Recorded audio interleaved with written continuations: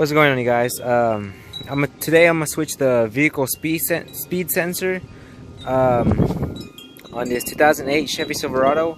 I was searching up on YouTube of how to change the vehicle speed sensor, and it was mostly on older trucks, on older Silverados, and it wasn't really what I was looking for. So I thought to myself, I was like, well, I need to make a video because I have an 08 Silverado, and I'm sure other people do as well. So I'm gonna go ahead and show y'all on how to remove the vehicle speed sensor and where it's located at on the 2008 Chevy Silverado. First, I'm gonna start by removing the negative cable on the battery. So let me do that real quick, and I'll show y'all what to do next. Alright, so I took out the negative cable of the battery, and this is what I'm going to be replacing: the vehicle speed sensor. It's not big, it's very small. It bolts onto a transmission like this. So here it is, the plug right there. This cost me around 27, I think 30, including taxes and everything. Alright, so where you would find this at is on the back of the transmission. So here are the two doors. I'm gonna go right under. Let me put this on. Put this back in because I don't want to drop it or anything. I don't want to scratch it. Alright, so two doors. You go down, and the truck's sitting pretty high, and I'm a skinny guy, so I fit through here. Alright, so two wheels over there. The catalytic converter, that's the downstream sensor, and that right there is the front of the transmission, and you have to follow it to the back. Here's the U-joint, and here is the sensor that we need to be replacing. First, you're gonna have to disconnect this wire right here from the sensors. So I'm gonna go ahead and do that. To remove this little plug, it's really simple. Let me just put it back in, show you. There's a little clip right here. All you gotta do is put down in that tab and then pull down, and it comes right out. The little bolt we're supposed to be taking out is right there. Very small. I'm not, God, please don't make fun of me, but I'm be using this. I hope one of these fits it. I got it loose enough so I could just unscrew it with my fingers. Here it is. It looks like this. What is this? A 5/16? Yes. Okay. All right. So now I'm gonna just pull out this sensor. So just come out. You know, just wiggle it just a little bit, not too much. You don't need. Oh, there it goes. I was going to say you don't need to pull too hard on it, but okay. So here's the sensor. Ow! I hit myself. I am going to match it with the new one.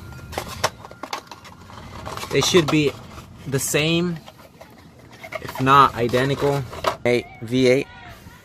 It's the LS version. You can see right there, LS.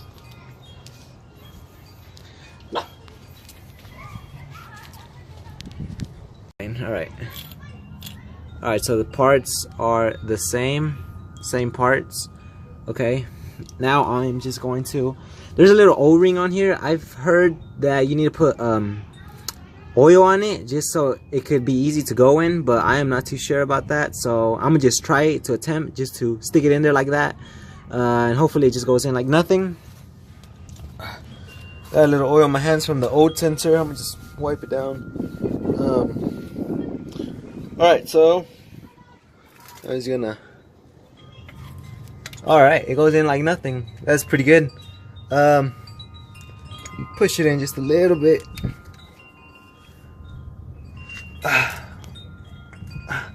Okay. Make sure it is not sticking out. Right now I was just putting it in, and there was a little, it was like half a millimeter or 1 millimeter out. I just need to make sure it's in, because if not, it will not work. Alright, so now I'm gonna put the little screw back in. gonna put the little screw back in. I'm gonna twist it in with my fingers, and then I'm gonna use a tool so I could tighten it down. You don't really need to like torque it down or anything, so it just needs to be snug in there. Sorry about that. Alright. I'm gonna try to adjust this. Alright, that's perfect. Wait. Alright, there it is. You guys can't see it. Alright, so now I'm gonna tighten it down. Wait, my mom's inside? No, they went somewhere.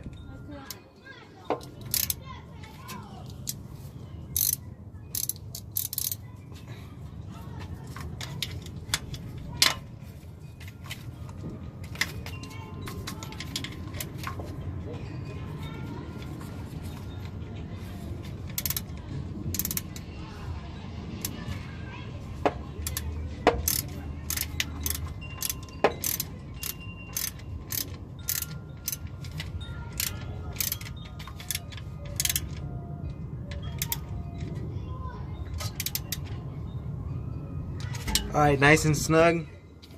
Make sure it's not sticking out or anything. Very simple replacement to do. Alright, now I'm just going to plug it back in. Try to make sure you guys can see. Alright, there it is. Simple, easy. You don't really need special tools. Let me just get out of here real quick.